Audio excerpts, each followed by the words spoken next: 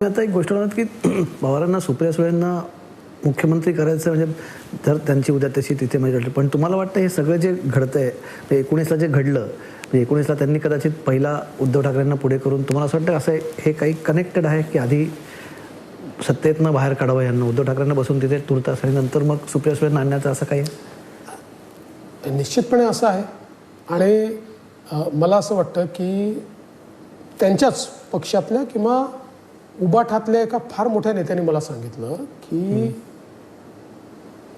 पवार साहेब खासगीत त्यांना असं बोलले होते की 5 वर्ष कसं ठेवायचं यांना, आमचाही पक्ष 2च आमच्या त्याच्यापेक्षा कमी आहेत, त्यामुळे आम्हाला देखील मुख्यमंत्रीपद मिळालं पाहिजे.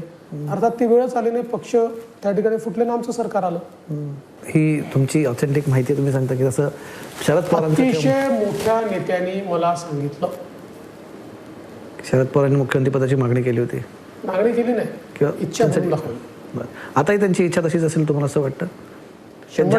ज्या प्रकारे असं आहे, असं जर नसतं तर नॅचरली लोकसभेच्या वेळी मुख्यमंत्री म्हणून ज्या उद्धव ठाकरेंना प्रोजेक्ट केलं, लोकसभेनंतर बंद खोलीत तरी करा, कानात तरी सांगा, एकदा तरी म्हणा, अशा 100 ऑप्शन आणि विनवण्या केल्यानंतरही ठामपणे त्यांनी सांगितलं की आम्ही मुख्यमंत्री घोषित करणार नाही, कारण काँग्रेसला स्वतःचा मुख्यमंत्री करायचा आहे आणि शरद पवारांना सुप्रियाताईला करायचं आहे.